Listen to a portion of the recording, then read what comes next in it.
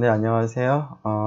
우리가 지난 시간에 단순 선형 회귀 모형 하에서 모수를 추정을 하는 방법을 살펴봤습니다. 자, 그러한 추정은 이제 점 추정인데요. 자, 우리는 이제 그러한 점 추정 말고 구간 추정 혹은 검정과 관련된 이제 방법들을 좀 생각을 해보려고 합니다. 즉, 아, 우리가 지금까지 한 일은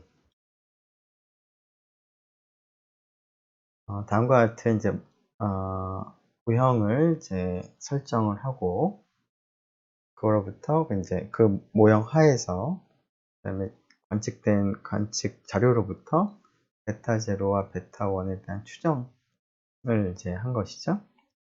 자, 그러면 이제 회귀 직선도 우리가 추정을 이제 할 수 있었습니다. 네, 이러한 점 추정 말고 또 다른 이제 그 회귀 분석의 이제 질문으로서 자, 지난번에 우리가 생각해 봤던 이제 예제에서 기울기에 대한 추정치가 2.74가 나왔는데, 그러면 정말로 베타 1이 2.74일까?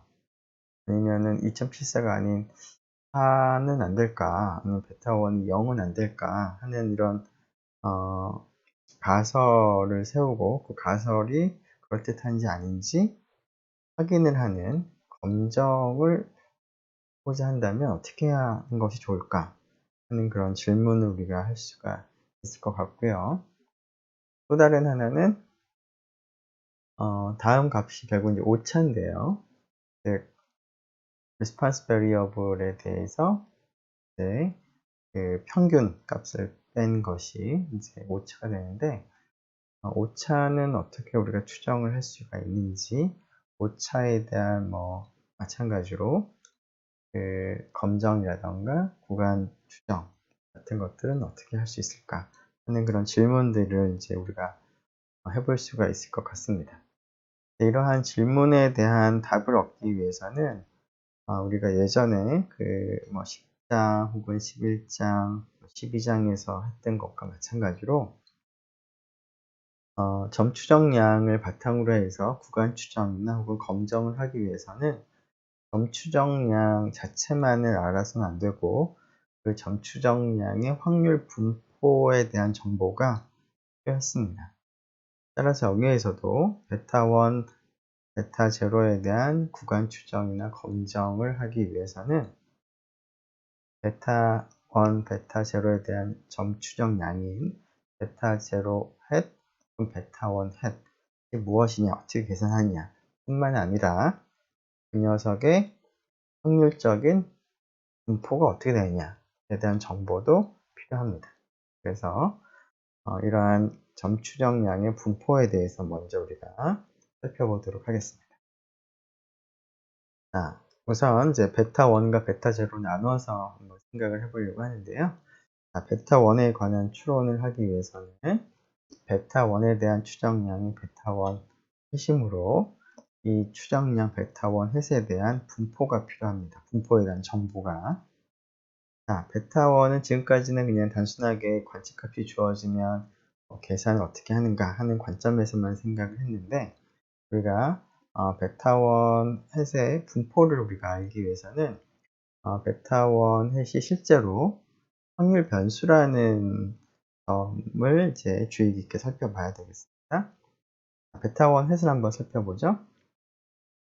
베타 1 햇은 우리가 앞에서 다음과 같이 계산을 할 수 있다를 얻었는데요. 자, 이 식에서는 그 response variable에 해당하는 관측값을 small y로 그냥 간단하게 표기를 한 것입니다. 자, 그런데 그 사실은 이제 small y는 response variable이 이제 확률 변수인데, 그 확률 변수에 대한 어떤 특정한 관측값을 나타내는 용도로 small y로 썼는데, 우리가 지금은 베타 1 햇을 확률 변수로 취급을 해야 되기 때문에 small y 대신에 대문자 y를 가지고 표현을 해서 어느 부분이 확률 변수고 어느 부분은 확률 변수랑 상관없는 부분인지를 좀 구분을 할 필요가 있겠습니다. 그래서 식을 써보면 다음과 같이 쓸 수가 있겠습니다. 즉, 원래 식에서 소문자로 썼던 부분을 대문자로 바꿔서 썼습니다. 자, 여기서 y바라고 하는 건 뭘까요? 네, 지금 x1일 때의 response variable을 확률 변수를 강조하기 위해서 대문자 y1으로 쓰는 것이고요. x2일 때의 response variable의 확률 변수를 y2로 쓰는 것이죠. 그런 식으로 쭉 생각을 하고 이때 y1부터 yn 대문자 이런 것들을 다 더해서 n으로 나눠준 것을 우리가 마찬가지로 이 녀석도 확률 변수가 되기 때문에 y바라고 대문자로 쓰도록 하겠습니다. 기존에는 이제 분자가 이렇게 썼었는데 이 녀석을 대문자로 쓴 것이고요. 이 녀석도 대문자로 쓴 것이죠. 의미는 뭐 예전하고 동일합니다. 예전에 small y 바의 의미는 small y i들을 다 더해서 n으로 나눠준 것이었습니다.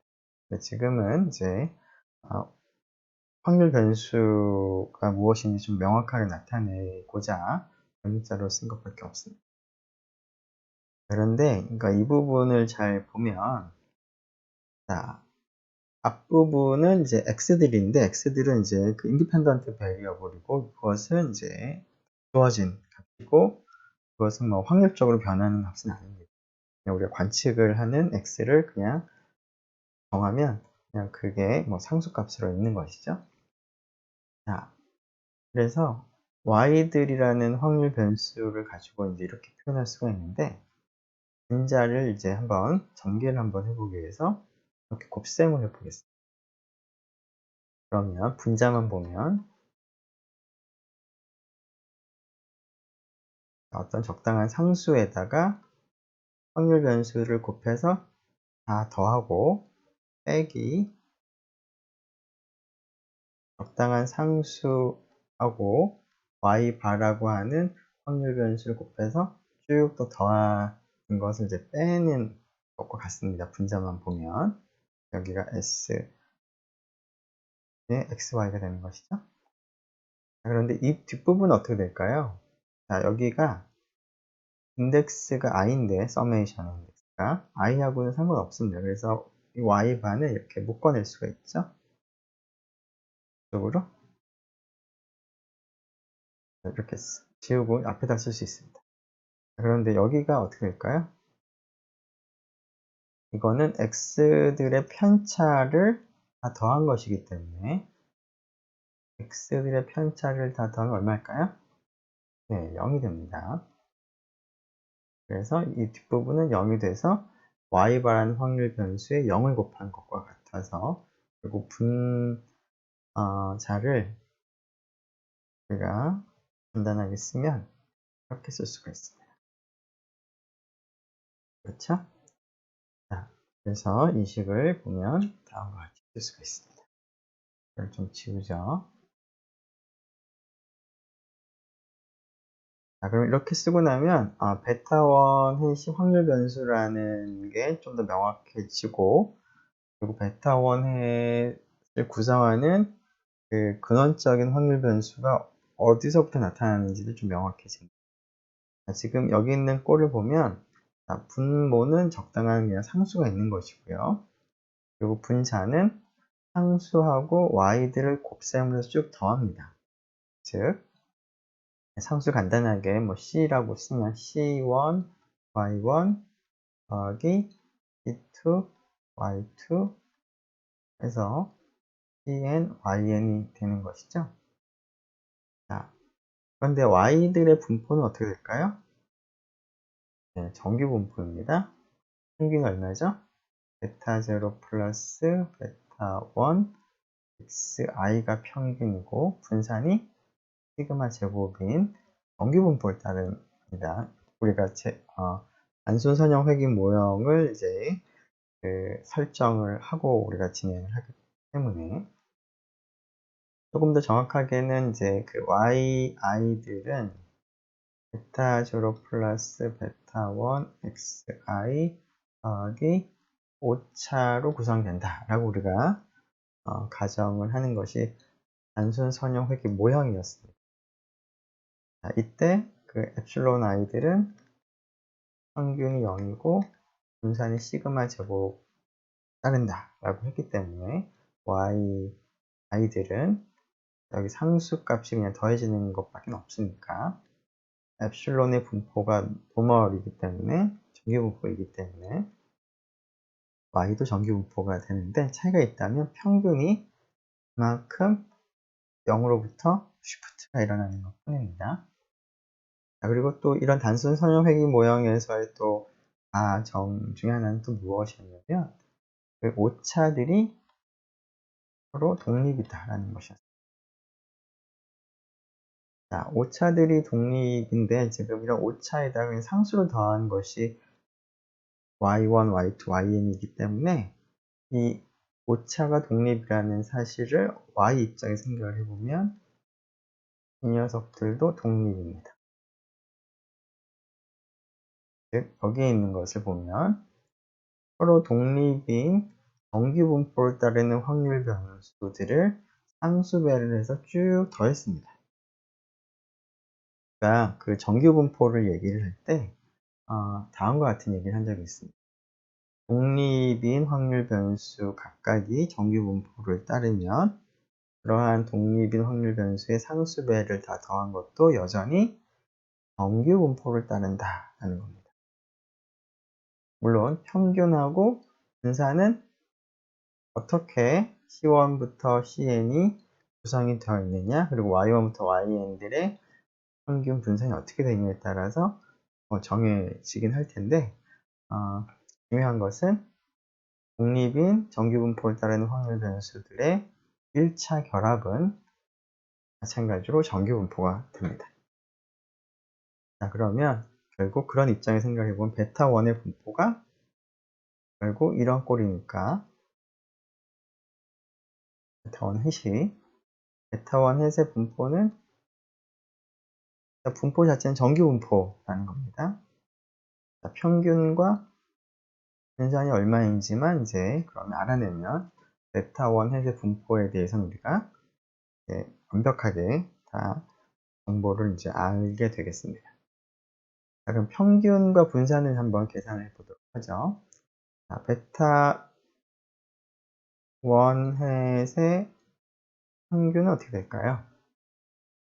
자, 지금 베타 1 햇이 이렇게 되어 있으니까 자, 여기는 상수죠? 자, 전체 이제 expectation을 하는데 자, 분모는 그냥 간단하게 우리가 쓰죠. summation으로 쓰는 것보다 이렇게 쓰고 자, 분자는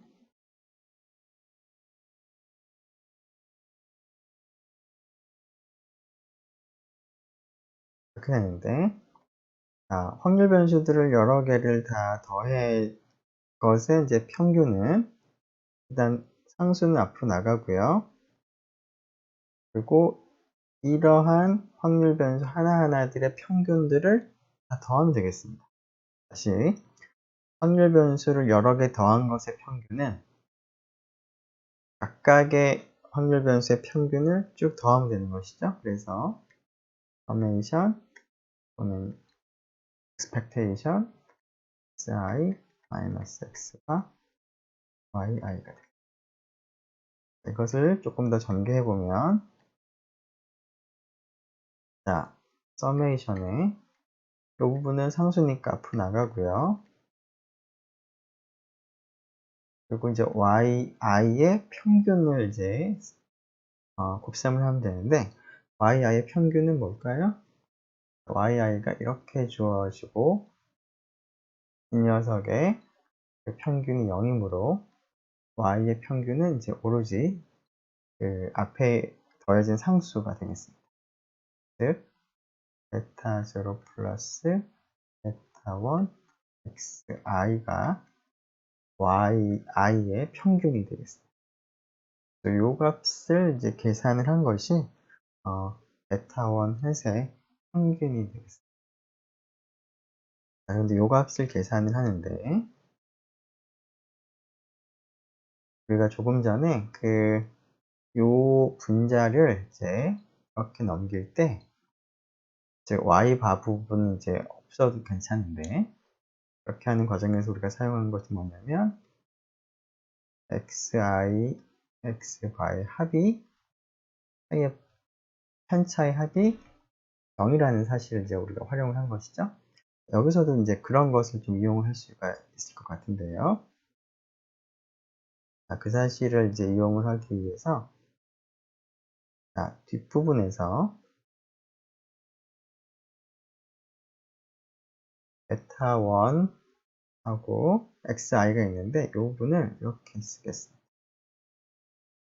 없는 x바를 이제 하나 더 집어넣은 겁니다. 마이너스로. 그러면 더하기 베타1 x바를 하면 위 아래가 동일하겠죠?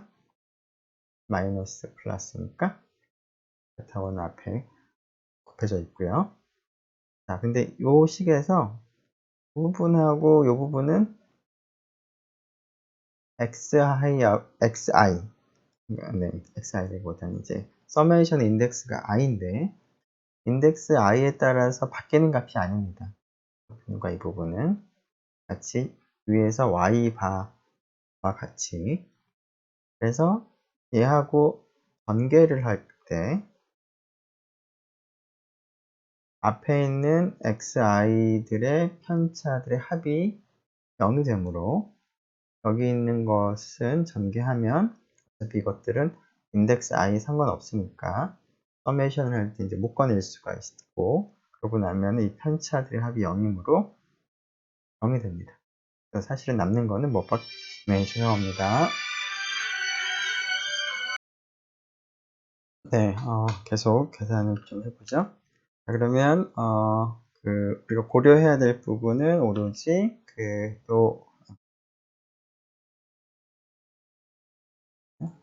네, 이 녀석하고 여기를 이제 곱셈을 할 때만 이제 고려하면 됩니다. 나머지 부분은 이제 0이 되기 때문에 이렇게 되면 S의 더블 X에다가 서메이션 xi-x바에다가 베타1이 이제 곱해지고 그다음에 xi-x바에 또 곱해지는 게 똑같은 것이 곱해집니다. 즉 xi-x바의 제곱이 되는 것이죠. 공간이 약간 부족한데 좀 이제 암산까지는 아닌데 그냥 생각해 보면 베타1은 인덱스 i 상관없으니까 묶어낼 수가 있죠. 그러고 나면 베타1을 이제 묶어내고 나면 이 녀석을 썸하는 것이 x들의 편차의 제곱을 다 더하는 것이 결국 뭔가요?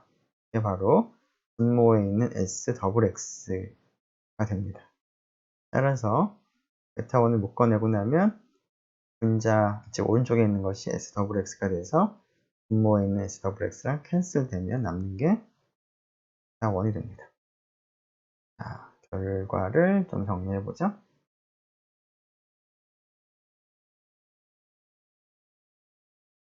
그래서 베타1 햇의 평균이 베타1이 됩니다. 자, 이 사실은 너무나 좀 자연스럽죠? 우리가 베타1에 대한 추정량으로서 회수제곱 추정 방법을 적용을 해서 계산했는데 실제로 베타1 햇의 평균이 베타1이 되므로 우리가 계산한 추정량이 그럴듯하다라고 우리가 판단을 할 수가 있겠습니다. 즉 베타1 햇이 관측하는 자료에 따라서 관측하는 것을 계속 반복해서 하면 왔다 갔다 하겠지만 그런 것들을 이제 평균으로 해보면 정말로 미지의 베타1이 된다라는 것이기 때문에 이 사실은 우리가 베타1에 대한 추정량으로서 베타1 햇이 괜찮다라는 것을 이제 나타내고 있으니까 뭐 결과를 기억을 하는 것 자체는 어렵지는 않을 것 같습니다. 자, 그래서 베타1 햇의 평균은 베타1이 되는 것이고요. 자, 그 다음에 분산도 한번 계산해 볼까요? 자, 분산은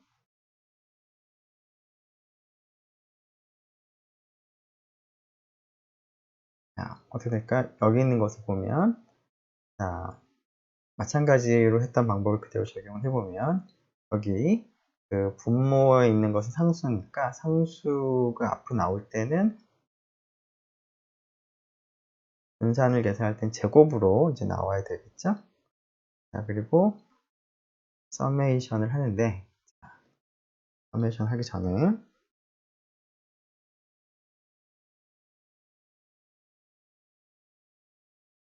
일단은 뭐 단계별로 써보죠. 분산의 그냥 구체적으로 써보죠. 그래서 서메이션으로 쓰면 약간 헷갈릴 수도 있으니까.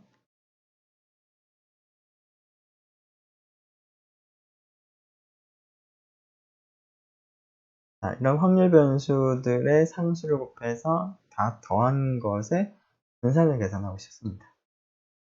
그런데 분산을 계산할 때는 평균을 계산할 때하고는 좀 조심을 해야 되는 것이, 자, 이것이 앞에 있는 건 그대로 쓰고요. 자, 이 부분이 각각의 분산을 다 더한 것과 같다라고 우리가 얘기를 할 수 있을까요?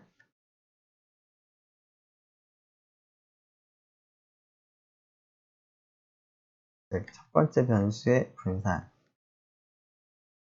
두 번째 변수의 분산, n 번째 변수의 분산을 먼저 구하고 나서 그런 것들을 다 더한 것과 같을까요? 자, 일반적으로 등식이 성립하진 않습니다. 하지만 이 경우엔 등식이 성립하죠. 왜 그럴까요? 네, y1부터 yn이 서로 독립이기 때문에 그렇습니다. 우리가 1학기 때 그 분산에 대한 성질을 얘기를 할 때 두 변수, 확률 변수 large x, large y 더한 것의 분산은 x의 분산과 y의 분산에다가 뭘 더 더해야 된다? 2배의 코베리언스를 더해야 된다.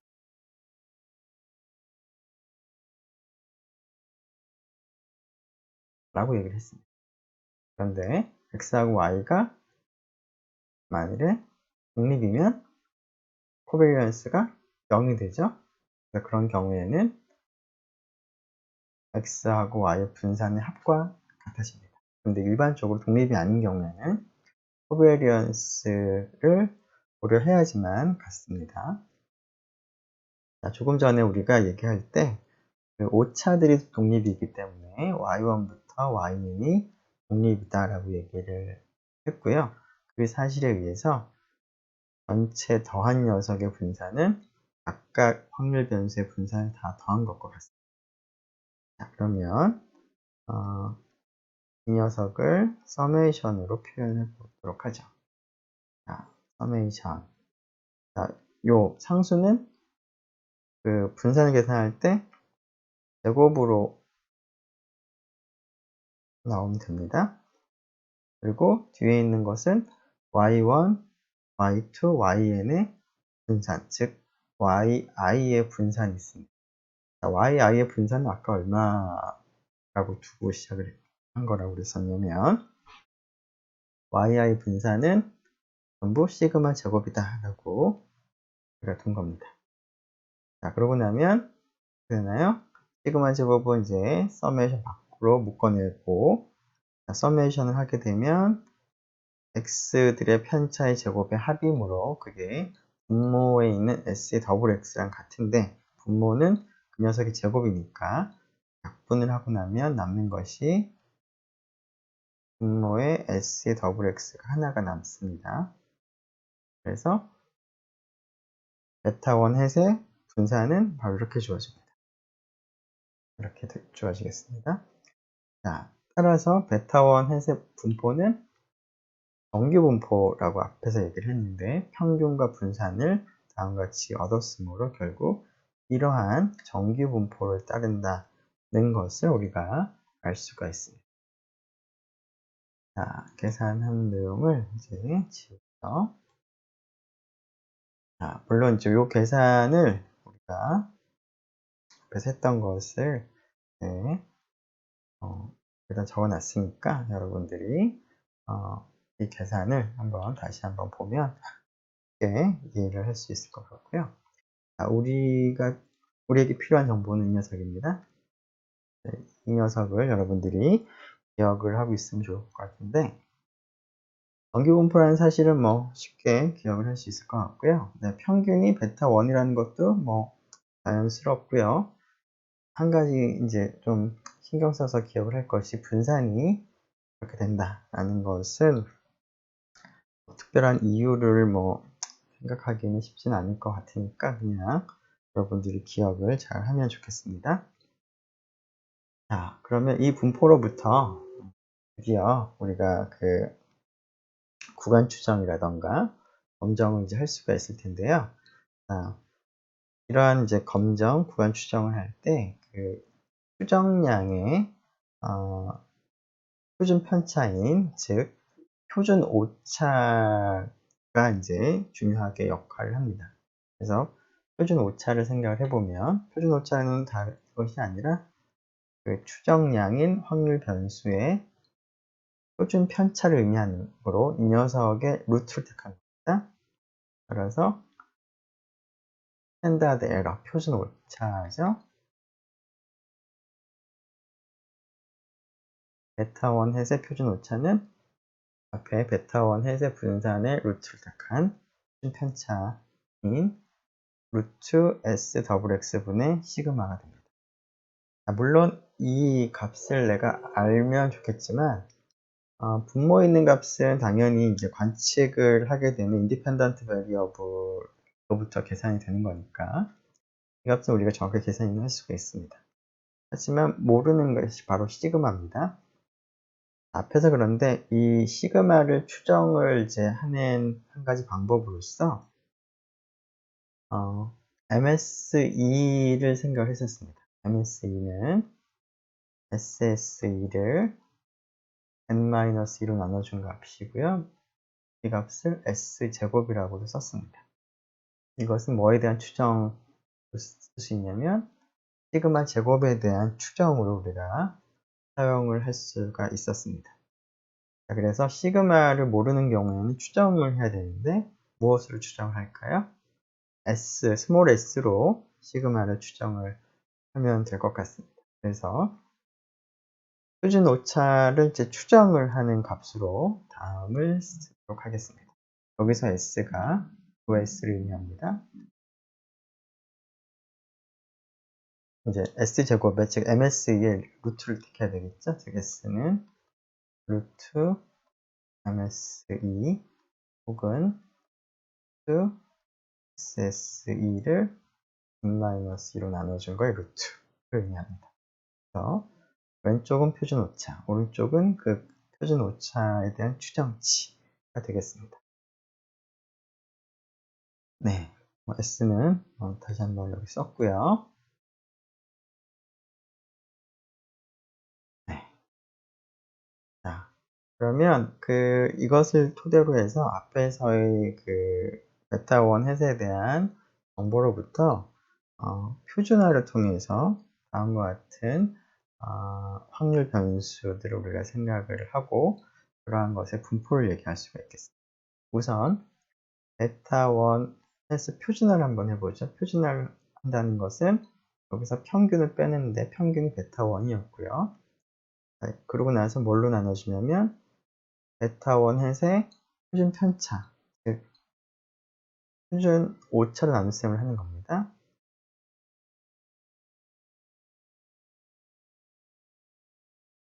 되겠습니다. 이 녀석의 분포는 어떻게 될까요? 베타1 햇의 분포가 정규 분포였기 때문에 표준화를 하게 되면 분포는 표준 정규 분포가 되겠습니다. 그래서 이 변수를 우리가 g라고 하도록 하겠습니다. 자, 그래서 이 분포를 이제 활용을 이제 할 수가 있을 텐데, 물론 이 분포를 이제 활용을 하려면, 이 변수를 활용을 하려면, 시그마를 우리가 알아야 됩니다. 우리는 이제 이 변수의 분포를 활용해서 베타 1에 대한 구간 추정이나 검정을 할 때 사용을 하는 것이기 때문에 베타 1을 제외한 나머지 것들은 다 계산을 할 수 있는 값이거나 알려진 값이어야 되는데, 시그마가 알려져 있다면 이제 그런 것이 가능하지만 대부분 시그마가 알려져 있지 않은 경우가 대부분일 테니까, 그럴 때는 이러한 확률 변수를 바로 활용할 수는 없을 것 같고요. 자, 그러한 경우에는 그 시그마 대신에 S로 바꾼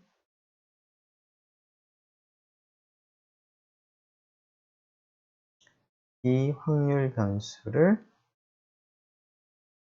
사용을 해야 될 것 같습니다.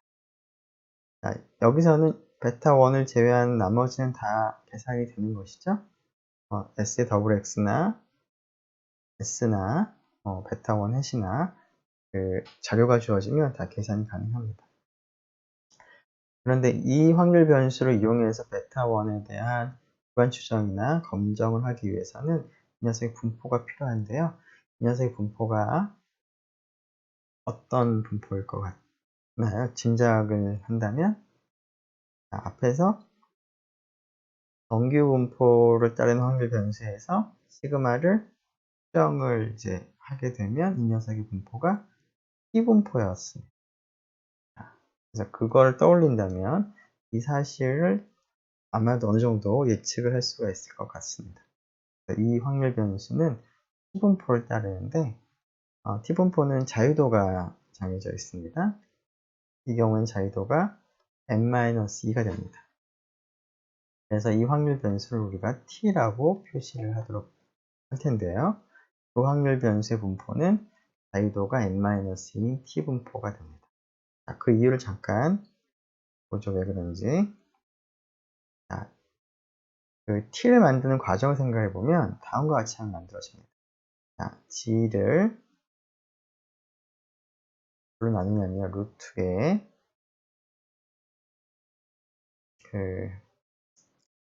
그래서 얘기한 n-의 s제곱 시그마 제곱을 n-2로 나눈 것을 루트를 택하겠습니다. 자, 앞에서 우리가 어떤 얘기를 했었냐면, 물론 이제 우리가 따로 계산은 하진 않았지만, 이 부분 분포가 어떻다고 했었냐면,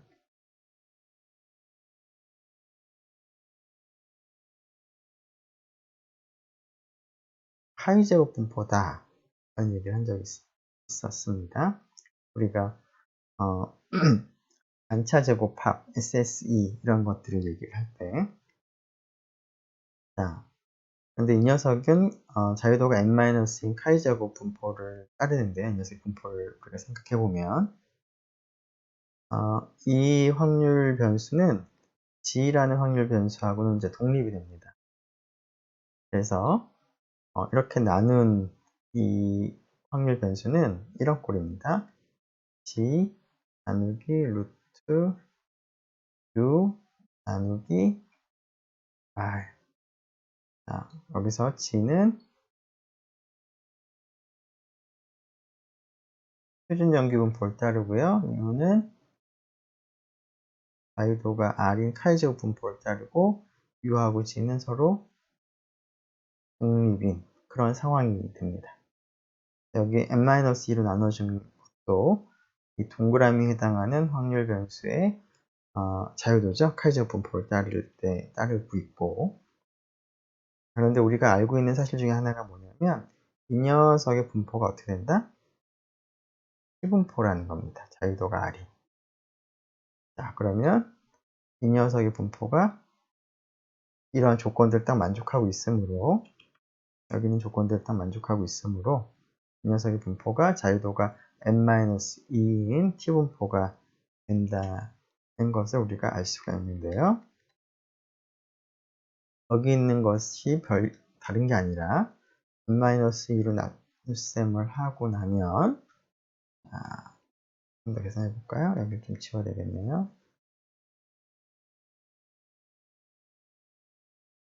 어떻게 계산될까요? 제가 g는 한번 써보죠. 분자에 있는 것은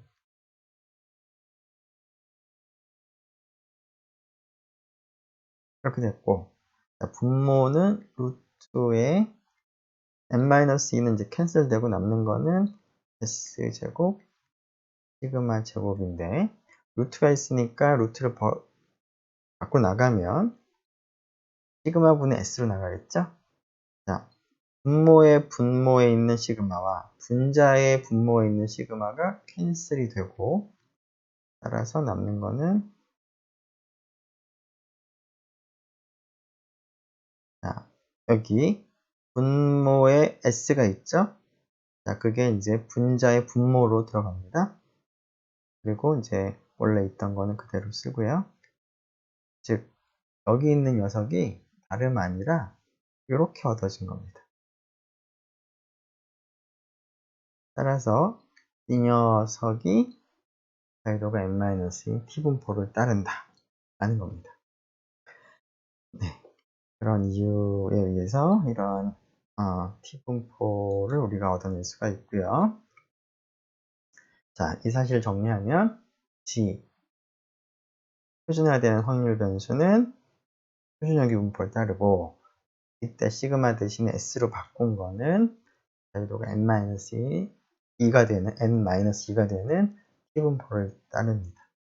자, 결국 우리가 활용할 것은 오른쪽에 있는 이 분포에 대한 정보를 우리가 활용을 하겠습니다. 네, 뭐 s는 똑같고요. 자, 그러면 베타 1에 대한 구간 추정부터 한번 생각을 해볼까요? 어떻게 될까요? 자, 그 앞에서 생각한 그 확률 변수가 베타 1 at 마이너스 베타 1 s 루트 s 더블 x 의 분포가 t분포인데 자유도가 n-2입니다. 자, 그러면 우리가 베타 1에 대한 신뢰 구간을 계산하고 싶다. 신뢰도가 1-알파가 되는, 어떻게 하면 될까요? 그러면은 다음과 같은 생각을 하면 되죠. 확률이 1-알파가 되는 범위를 생각을 해보는 거죠. 자, 여기 베타 1 햇 마이너스 베타 1 s 이 녀석의 절대값이 뭐보다 조건의 작은 확률이 1-알파가 되는지 생각해보면, 여기가 이런 t분포를 가지는 거니까 t분포에서 기준값이 상위 확률 2분의 알파가 되는 값을 생각을 해서 자유도가 n-2인 t분포에서, 그래서 그 값보다 절대값이 갖고는 작은 범위에 있을 확률이 1-알파가 되고, 이 범위를 베타 1을 기준으로 해서 나타내면, 결국 베타 1과 베타 1의 햇의 차이가 기껏해야 이거 곱하기 이만큼 난다는 거죠. 즉 베타 1의 범위가 베타 1 햇으로부터 기껏해야 플러스 t의 알파 n-2 루트 s 더블 x s 보다는 작을 거고, 뭐보단 클까요? 구원을 반대로 하면 되죠.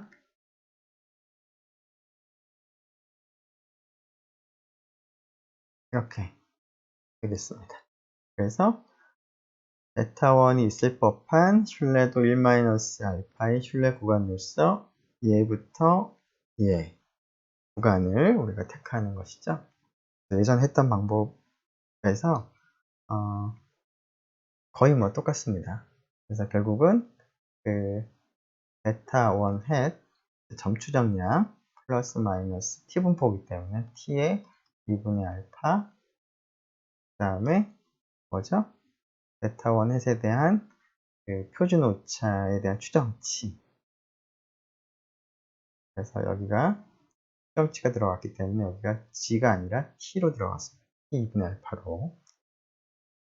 자, 이 결과를 한번 정리해보죠.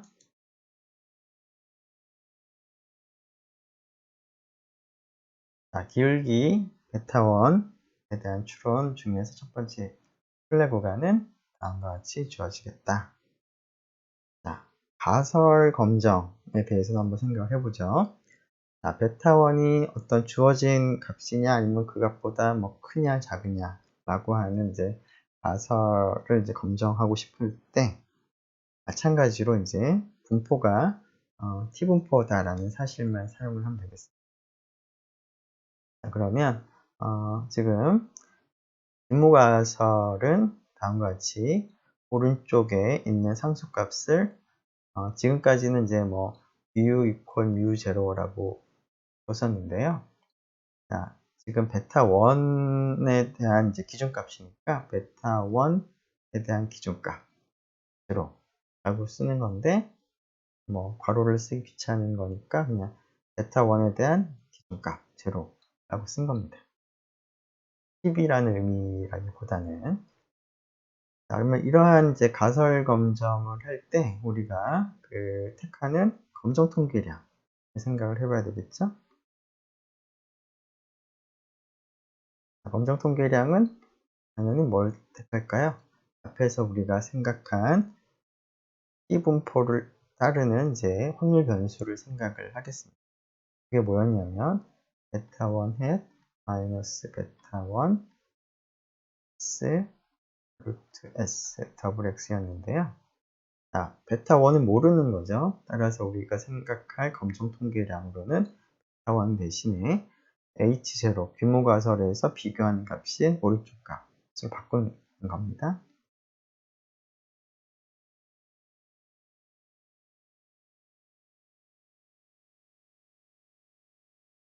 그래서 이 녀석은 무조건 이제 t분포를 따릅니다. 근데 이 녀석은 여기가 베타 1이랑 같을 때만 이제 t분포를 따르는 겁니다. 즉, 이거는 베타 1 제로가 베타 1이랑 같을 때, 즉 h 제로가 사실 h 제로가 맞을 때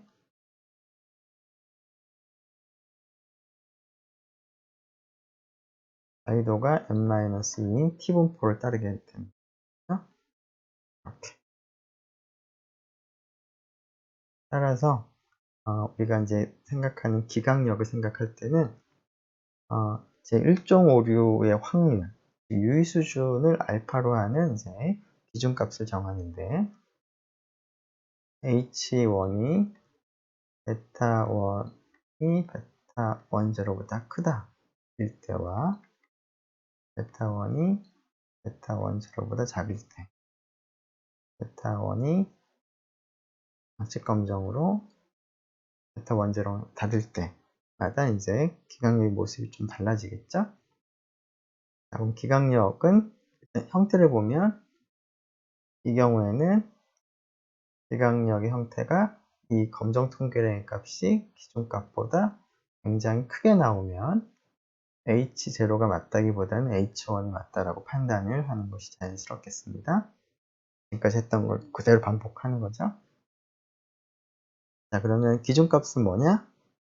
H0가 맞음에도 불구하고 이 기준값보다 크게 나와서 잘못 판단하는 제1종 오류가 일어나는 확률이 알파가 되도록 우리가 기준값을 정하고 싶은 거니까 기준값이 T알파인데 자유도가 n-2인 T분포에서 상위 확률이 알파인 기준값을 우리가 기강력에서의 기준값을 삼으면 될 것 같고요. 아래의 경우는 네, 지금까지 했던 거 거의 반복하는 거죠. 자, 그다음 마지막 양측 검정은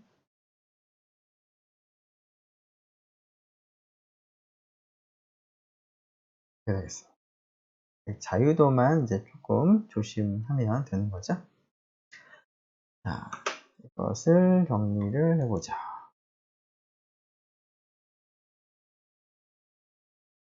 검정 통계량을 이제 이렇게 선택하고 이 녀석의 분포는 H0가 사실일 때, 맞을 때 자유도가 n-2인 t분포다. 여기서 요 t는 얘를 말하는 겁니다. 요 t. 네. 자, 각각의 대립가설에 대해서 기강력이 다음과 같이 주어지겠습니다. 한번 그러면 구체적으로 계산 한번 해보죠. 우리가 처음에 생각했던 예제 1번에서의 자료, 즉 복용량과 효과 지속 기간에 관한 자료로부터 앞에서는 우리가 베타1에 대한 점추정 값을 구했는데요. 베타1의 신뢰 구간, 95% 신뢰 구간을 한번 계산을 해보도록 하겠습니다. 자, 식이 뭐 뻔하죠? 자, 베타1 햇 플러스 마이너스 t 95%인 건 여기가 0.025가 오는 거고요. 그 다음에 자유도가 n-2 8이 되겠습니다. 그리고 표준 오차에 대한 추정치가 되겠습니다. 그럼 이런 값들을 계산을 이제 하기 위해서 S, S 더블 X 이런 것들을 다 계산해야 되겠죠. 베타1 햇은 지난번에 계산한 2.74인 것 같고요. 그 다음 t분포에서의 기준값, t분의 알파 값 계산할 수 있겠습니다. S 더블 X 지난번에 다 계산했던 거고요. S는 지난번에 계산을 안 했던 것 같죠? 자, 이거는 한번 계산을 해서 맞는지 확인을 해보도록 하고요. 이 값들을 이제 요 앞에 식에다 넣으면 다음과 같이 나오는 것 같습니다. 그래서 2.74 플러스 마이너스 1.02 범위 안에 베타1이 있을 것 같다. 구체적으로 얘기하면 1.72에서 3.76 사이인 것 같다 라는 겁니다. 자, 계산은 한꺼번에 해보도록 하죠. 그 다음에 가설 검정을 또 생각을 해보죠. 자, 복용량이 증가함에 따라서 효과 지속 기간도 증가하는가 라는 가설에 대해서 유의 수준 5% 검정을 하길 원합니다. 그런데 앞에 있는 표현이 어떤 의미일까요? 자, 복용량이 증가함에 따라서 효과 지속 기간도 증가하는지. 자, 물론 여기서는 이제 평균이 되겠습니다. 평균이 되겠습니다. 즉, 평균값은 y equal 0 플러스 베타 1 x인데요. 자, x가 이제 복용량이죠.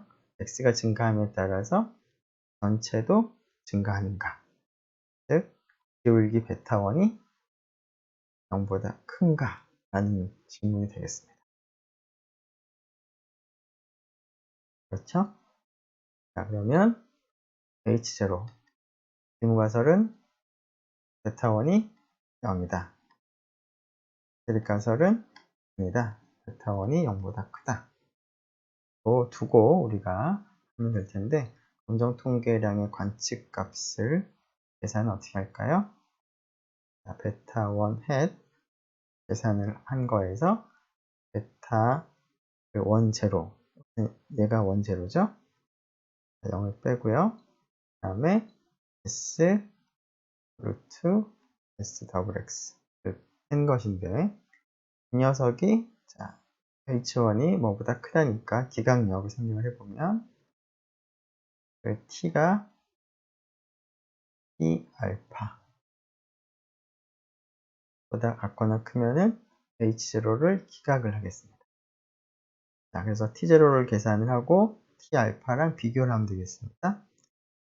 한번 구체적으로 계산을 해보면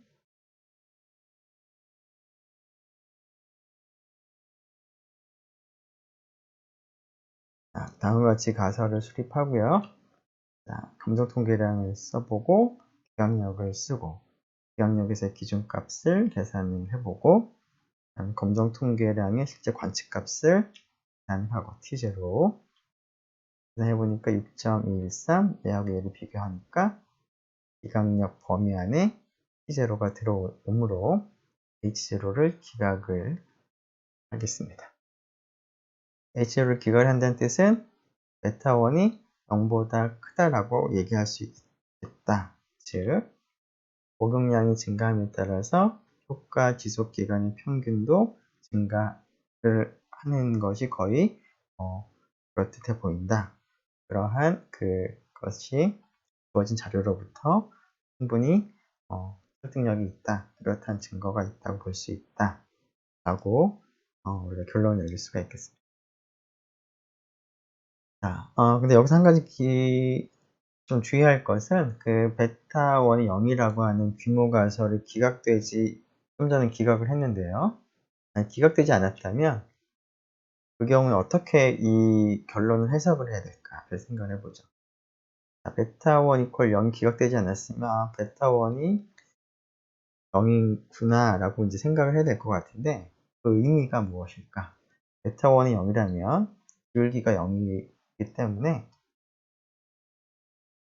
회귀 직선이 이렇게 갑니다. 즉, x값이 바뀐다고 하더라도 y값이 그냥 x에 의존을 하지가 않는 것이죠. 그냥 컨스턴트 합니다. 자, 이러한 상황이 그러면 y라고 하는 녀석은 x에 의존하지 않느냐, 즉 x에 의해서 설명이 안 되는 거냐 라고 얘기를 하는 게 올바른 해석이냐 라는 질문입니다. 자, 이렇게 컨스턴트에 가면 뭐 y가 x가 바뀌더라도 안 바뀌니까 뭐 이렇게 얘기하는 게 맞아 보이기도 하는데요. 조심해야 할 것이, 자, 우리가 관측한 관측값 범위 안에서는 물론 이렇게 컨스턴트하게 나타날 수 있지만 자료를 벗어난 범위 안에서는 직선관계, 즉 기울기가 0이 아닌 직선관계가 나타날 수도 있습니다. 즉, 우리가 관측한 자료의 범위가 조금 좁아서 거기에서는 직선관계가 없음에도 불구하고 좀 더 큰 범위의 생각을 해보면 실제로는 직선관계가 존재할 수도 있고요. 자, 그런 경우에도 지금 H0가 기각되지 않는 결론이 나타날 수도 있습니다. 뿐만 아니라 X하고 Y 사이의 관계가 이런 곡선 관계인 경우에도 H0가 기각이 안 되는 결론을 우리가 얻을 수도 있습니다. 자, 그렇기 때문에 이 경우나 y가 x에 대해서 설명할 수는 없다. 즉 y하고 x는 관계가 없다 라고 얘기하는 것은 잘못된 해석이 됩니다. 그래서 H0가 기각이 되지 않는다고 하더라도 우리가 주의해서 해석을 할 것은 관계가 없다라고 하는 것은 잘못된 해석이고요. 그것보다는 그 범위 안에서는 직선 관계가 있는 것 같다 라고 해석하는 것이 조금 더 올바른 해석이 되겠습니다. 즉, 범위를 벗어나면 직선 관계가 있을 수도 있고요. 그리고 그 범위 안에서는 관계가 없지는 않고 곡선 관계가 있을 수도 있기 때문에 이런 식의 해석을 해야 된다는 점을 유념을 하는 것이 필요하겠습니다. 네, 시간이 벌써 50분이 지나서요. 앞에서 우리가 계산했던 그 예제 4번하고 예제 3번은 r을 가지고 계산하는 것은 다음에 같이 하도록 하겠습니다. 베타 제로에 대한 추론을 얘기할 때. 네, 수고 많았습니다.